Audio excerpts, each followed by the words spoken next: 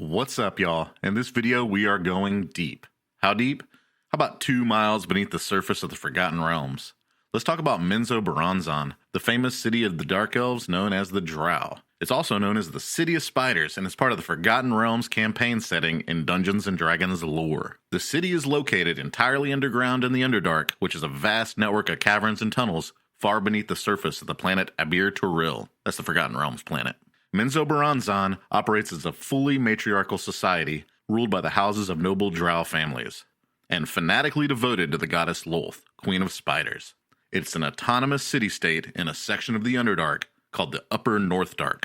Now, the Upper Northdark is located northeast of the surface megacity Waterdeep, and includes places like, obviously, the Dark Elf city of Menzoberranzan that we're talking about. 45 miles to the west is Blingdenstone, where the Deep Gnomes live, and Aromykos, which is apparently a sentient fungus that is so large it covers an entire region, takes several 10 days to cross, and serves as a king and domain of myconids. On the other side of this super dangerous fungi zone is Ched-Nasad, which is another Dark Elf city.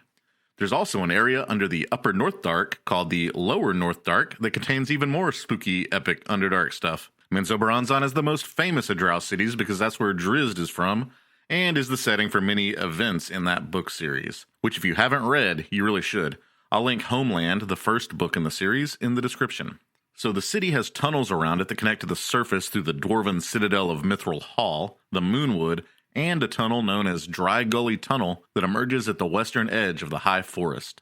The city itself lies in a huge kind of Millennium Falcon-shaped cavern called R.A which means Great Pillar Cavern in the Drow language. How'd I do? The cavern is 2 miles wide and 1,000 feet high. The buildings and structures of the city are carved from mainly calcite, which is a soft, brittle, crystalline type mineral that is common in limestone. The stone is carved into the shapes of ornate spiders and spiderweb designs, which is the city's main motif, all to honor Lolth. Lolth is basically an evil spider deity that loves chaos, betrayal, and toying with her enemies and followers alike. Anyway, the entire social structure of the Drow of Menzoberranzan is heavily influenced by her whims and philosophy in general. All of this stonework and architecture is then topped off with blue, green, and violet fairy fire, which is a spell that can coat an object or creature with faint flickering light. Drow elves even have the ability to cast this spell innately once a day just for being a dark elf. The cavern is also enchanted with some kind of magic that reduces echoes so that it's not incredibly loud from all the activity and people of the great city. The roof of the chamber is covered in stalactites which are connected by paths and bridges. There are even homes and other structures built on the ceiling. Many of these ceiling structures are empty though. I guess maybe living 1,000 feet from the floor is like a cool idea at first, but it gets really old fast. I don't know. Maybe when the Drow race mysteriously lost their ability to cast Levitate sometime between 2nd edition and 5th edition, they had to leave their ceiling houses. There is a rule in the city that no new buildings are to be constructed, and if one of the noble houses falls or is destroyed, their palace compounds and other buildings are forbidden to be reoccupied. So perhaps some of these empty ceiling structures were from fallen houses from long ago. This policy of no new structures leads to overcrowding in the poorer areas. And the policy of forbidding occupation of the buildings of fallen noble families leads to creepy abandoned spider palaces that are totally deserted. The perimeter of the city has about 100 gates to come and go from the surrounding Underdark. All of the gates are guarded by Drow soldiers that often have hand crossbows loaded with bolts coated in the signature Drow sleep poison. The city is also guarded from major attacks by huge magical jade spider constructs. The myriad of tunnels surrounding Menzoberranzan are collectively referred to as the Bothwaff. One of the most distinctive landmarks in the city is an enormous pillar of natural rock. This formation is known as Narbondel, and it serves as a clock and timekeeping device in the Sunless City. This huge stalagmite is the only piece of unshaped stone in all of Menzoberranzan. Each morning, the Archmage of the city casts an enchantment that heats it up. Since all Drow have infravision, they can see the glow of the heat from anywhere in the city. The heat from this magic forms a band around it that slowly moves up. When the glow reaches the top, the day is almost over. When the pillar cools down and goes dark, that represents midnight and is called Narbondel's Black Death. In addition to being the clock for the entire great city, Narbondel holds an ancient secret. Built inside the enormous natural rock formation, the ancient Drow of eons ago built a tomb for the legendary founder of the city of Menzoberranzan. And her name was Menzoberra the Kinless. At the top of Narbondel lies a secret staircase that leads to the hidden chamber. This chamber is an immense abyss leading to depths unknown. Spanning this abyss is a tremendously large spider web. Entangled in the web is a cocoon. Within the cocoon lies the remains of Menzoberra the Kinless. Menzoberra was a powerful priestess of Lolth, and recognized as the founder of Menzoberranzan, which now bears her name. Now for the history of the city. Menzoberranzan really has some amazing lore, so let's get into it. So Menzoberra the Kinless was a priestess of Lolth that lived in a drow city called Ulu'ar that was far to the south. In this city, there was a feud between worshippers of Lolth and worshippers of Ganadar, who is basically a weird Lovecraftian slime god who is very strange. For example, he would reward drow who were actually false worshippers of him with great boons and power, in a self-aware, ironic kind of way, I guess, just to be weird. Anyways, this drow feud went on to become a bloody civil war, which ultimately destroyed the city of Ulu'ar. Before the city was completely destroyed, 7 clans set out on a long journey through the Underdark, led by our girl, Menzoberra the Kinless. During this journey, Lolth sent dreams to her, leading the group northward, but Lolth only reached out to help at the last possible, bleakest moments of the trip to spur them forward when hope was almost lost. Along this pilgrimage-type situation, they had to fight all kinds of things in the Underdark, including barely defeating the Black Axe clan of dwarves, which resulted in a loss of half of the drow of the group. The dreams finally led them to the enormous lair of a bindip. What's a bindip, you may ask? It is a monstrously large beholder known as Many Eyes or Yuthla. This beholder was over 30 feet in diameter and had over 100 eye stalks. Drow scholars would later agree that the strange Underdark radiation present in its lair caused it to grow to this impossible size. In addition to how enormous it was and how many eye stalks it had scores of undead beholders called death tyrants at its command. In what can only have been an extremely epic battle where hundreds of Menzoberra's remaining drow followers were slain, Yuthla was destroyed and the cavern was claimed as a new home for the band of drow outcasts. Drow legends say that at the moment of Yuthla's destruction, Menzoberra plunged her arm deep inside the remains of the beholder and withdrew the beast's still pulsing inner eye. Then, in an unspeakable ritual to Lolth, the eye was shrunken, petrified in magical amber, and inlaid into a torque which Menzoberra wore upon her neck. This artifact was known as Yuthla, the Eye of the Beholder. Its whereabouts are lost to history, but it was rumored to have the ability to summon and control death tyrants. The surviving drow named the cavern after their leader, and thus Menzoberranzan was founded. The 7 clans of dark elves that formed the city became the original 7 noble houses. And since they didn't really have any enemies anymore, they did what the drow always do and started scheming, betraying, and undermining one another, which is exactly what Lolth loves to see her minions do. After 50 years of this, it all culminated in a massive battle between the 2 most powerful houses of the new city, House Nisadra and House Theala. During this battle, one of the walls of the Great Cavern collapsed and actually destroyed 4 noble houses, and Menzoberra was slain. House Nisadra were the ones that caused this tragedy, and in retaliation for it, they were attacked by House Sisril. An up-and-coming house called House Baenre decided to side with House Sisril, and that's when Lolth had to step in. Lolth banished House Nisadra from Menzoberranzan and instructed them to go form a new city, which eventually became what is now known as the city of Ched Nisad. Lolth also demanded these 2 cities remain at peace. Over time, House Baenre rose through the ranks and became first house of Menzoberranzan. House Baenre completely runs the show, including even minting the coins that are used in the city. For the next few thousand years, this kind of internal drow scheming and betrayal continued, but never to the same extent as before. New houses would arise, houses that grew weak would be destroyed, and Lolth's fickle favor would bless those houses that amused her for the moment. Eventually a house rose with a very famous name, House Dermon na Shezbernon, also known as House Do'Urden. This house rose as high as the 8th house during its time, but is most well known for one of its sons, the world-famous Drizzt Do'Urden. Drizzt cast off the evil ways of the drow and escaped the Underdark to eventually become a legendary hero on the surface. There's a whole lot to say about him, but I'll probably do another video on him because this video is about Menzoberranzan. So because of their renegade son, House Baenre orchestrated the downfall of House Do'Urden and its utter destruction. The next major event in the history of the city concerns a noble house called Oblodra. They were the 3rd house of Menzoberranzan and, of course, wished to be the first. See, the thing about House Oblodra is they had a rare gift. Their family line had the ability to use psionics, which is like ESP, telepathy, telekinesis, and all kinds of other mental powers. So as luck or fate would have it, during the time of Troubles, one of the world-shattering cataclysms that seems to hit the Forgotten Realms every now and then, the entire city of Menzoberranzan was caught in a dead magic zone. This meant that no magic whatsoever worked in the entire city. But guess what did? Psionics. A devastating battle took place where the members of House Oblodra were very close to defeating the other houses, namely House Baenre, the first house. Matron Baenre's pleas to Lolth, who had been absent and silent during the psionics rampage, were finally answered. Lolth personally came to Menzoberranzan to directly intervene. Even though she loved the chaos, House Oblodra was not sufficiently loyal to her, and she could not bear to see them as first house of her city. With some help from a demon named Urtu and an entire army of demons, House Oblodra was destroyed, and Lolth even caused their entire stronghold to be pulled down into the Claw Rift, a deep, dark chasm in the center of Menzoberranzan. House Oblodra was thus erased from existence, and the spirit of Matron Oblodra was given as a gift to Urtu for eternal torment. Lolth herself said that this was all done for her greatest high priestess, Yavanel Baenre.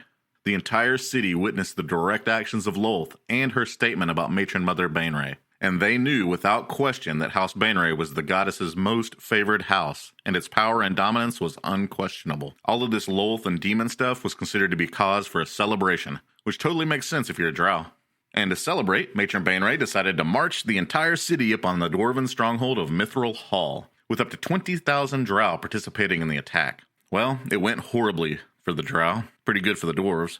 The attack failed, and they were forced to retreat back to the city. So many Drow were lost, including important nobles such as Matron Mother Baenre, that it caused the city to fall into chaos, and the unfortunate reign of Triel Baenre to begin.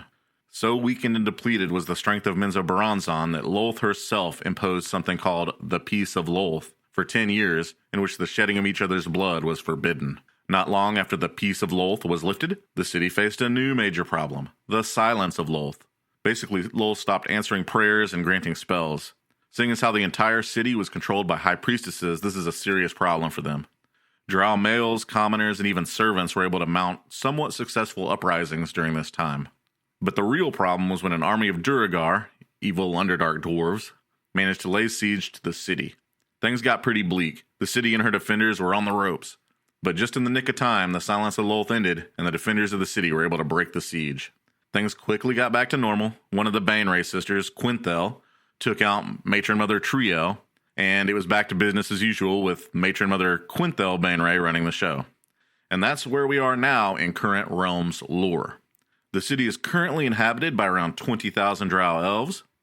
About 1,000 of them are considered nobles, and there are 60 to 70 noble houses depending on who you ask. I guess some of them are borderline or debatable. There are many, let's call them, unwilling servants living in the city as well, including bugbears, goblins, ogres, orcs, minotaurs, kobolds, and even trolls. Other humanoid races are rare, but not unheard of. The city imports and exports all kinds of goods, so visitors and trade are very common. Most of the commerce is between other cities in the Underdark, especially Ched and Assad, but caravans to and from the surface do occur. Menzoberranzan is ruled by noble houses which vie with each other for power, and it's a total matriarchal society. Only the females can ever hold any kind of real power. Now, the way that the noble house system is supposed to work is that the top 8 houses form what is called the Ruling Council of 8, where the matron mothers of the top 8 houses would get together and talk and vote and decide on things going on in the city. How it works in reality is that House Baenre is actually in charge of everything and will get their way either directly or indirectly regardless of the council. And though officially males cannot hold power, a couple actually do. Specifically Gromf Baenre, who is the Archmage of the city, and Jarlaxle, the leader of Brigandarth, which is a powerful mercenary band that is often utilized by House Baenre for plausible deniability purposes, basically to do their dirty work. So even though these males have some power, they still answer to Matron Baenre just like everyone else. So what is day-to-day life like down there in the City of Spiders? Well, first off, the only legal religion is the worship of Lolth, go figure. But some cults of Veyron, the god of drow males, thievery, and territory do exist among the males of the city, but remain very secretive and hidden from the authorities, aka priestesses of Lolth. As far as the local cuisine goes, the staples are the meat and milk of the Rothe, which are basically Underdark musk oxen. various moss, mushrooms, and other fungus, and pyromo, a type of underdark piranha, which can be poisonous if not prepared properly. Poorer residents are more likely to eat Rothe sausage on a fungus roll, but nobles dine on finer foods like Rothe steaks, rare mushrooms with creamy dipping sauce, and sometimes a salad of many different flavors and varieties of black, red, and white fungi. The beverages include sweet Ulu'ar wine and lace fungus brandy, although some Drow have a taste for brandy imported or captured from the Duergar. For a night on the town, you can always find a tavern, as they are plentiful throughout the city. In almost every tavern, you can find the Sava table, a chess-like game that represents war between two noble houses. While the game is very similar to chess, each player also has two 8-sided die that inject a bit of chaos into what would otherwise be a very deterministic game. Lolth herself has even been known to play a game from time to time, and she is very tough to beat, and I think I might even just let her win. Make a trip to the bazaar, and you can find food, shopping, street performers, and even game tents where you can make a wager or two. Drow nobles often throw extremely wild parties, but they tend to be very exclusive. By law, all parties have to end at the Black Death of Narbondel, or midnight, so I assume they start pretty early. You gotta watch your step though, because killing spiders, even on accident, is a capital offense. Let's take a look at the areas and districts in the city. First, we have the Breren, which is the stench streets. These are the slums of Menzoberranzan, where the impoverished, chronically ill, or outlaw Drow reside. Many non-Drow, trying to stay out of sight and out of mind, often live here too. Next up is Eastmere, a little better than the stench streets. Most commoners, like merchants and mercenaries, live in this neighborhood. You'll still find plenty of poor and outlaw Drow here, as well as non-Drow vagrants. Moving up the social ladder, we head over to Duthcloim, aka Minifolk. This is more like an upper middle-class suburb. Well-off Drow commoners and wealthy non-Drow live here. Most of the shops for tradesmen, like your high-quality blacksmiths and jewelers, may be found in Duthcloim. You're not going to find many non-Drow living here, but they are tolerated if they have gold to spend. Heading over to Narbondelin, which is called the Broad Streets. This is the rich neighborhood. This is where the nobles live. There's 7 powerful noble houses that are located here. It's also where you can find the most luxurious and profitable businesses, as well as banks and moneylenders. Next up is the West Wall. It's covered in the fortresses of more minor noble houses and the absolute wealthiest of non-noble Drow families. So basically the up-and-coming powerful families that may one day become actual noble houses if they play their cards right. And the most exclusive real estate of all in Menzoberranzan is Ulu'ar's Orl, or the House Loft. Here you will not find the bustling crowds, and you will not find lowly commoners milling about. You won't even find any businesses. In fact, the whole area has a giant mushroom forest that acts as a privacy fence. There is plenty of wide open space to be enjoyed by the truly wealthy and powerful houses of the City of Spiders. The 4 most powerful noble houses are in this section. Houses Baenre, Mizram, Barrison Delarmgo, and Agrak Dir. Tir Brech is where you can find the 3 academies of Menzoberranzan. Arak Tanilith for priestesses of Lolth, Sorcerer for mages and magic users, and Melee Magthir for warriors. Drizzt learned to fight here, so I guess the school's pretty legit. The shelf that the academies are positioned on is the highest point in the city, and it's guarded by 2 gigantic spider statues that can be animated to defend the area if needed. Next we have Donagarten. This is where they raise the Rothe muskox things for the city's food supply, but otherwise it's mostly uninhabited. We've got the Claw Rift, which is a major rock formation shaped like a claw on the end of a long arm. It's between the Bazaar and Eastmere. House Oblodra had a really bad day here, and rumor has it that Brigand Darth may or may not have a base of operations hidden in the many caves and tunnels dug into the rock face. The Bazaar is where you can buy or sell literally anything if you have the cash. Not everything bought and sold here is technically legal or ethical, but it can be found if you know a guy that knows a guy. The Council of 8 meets in a small chamber off the main city cavern. Inside is where the most powerful 8 houses meet to discuss city matters. It's definitely invite only. Few have seen it, but it's said that inside is made of black marble carved with images of the founding of Menzoberranzan. So it's probably some epic carvings of thousands of Drow fighting the beholder god Yuthla. That'd be my guess. Lake Donagarten is a freshwater lake that is the source of fish for the city, and the island on the center is a natural pen for the herds of Rothe that supply the city with meat. Outside of the city, there are a myriad of twisting tunnels and passages that connect to the Underdark. The regions that are 5 miles or less from the city are collectively referred to as the Dark Dominion. But due to space and building restrictions, some of the closer chambers and passageways have homes and structures. This semi-civilized area is referred to as the Mantle. And that's Menzoberranzan, folks. Hope you enjoyed.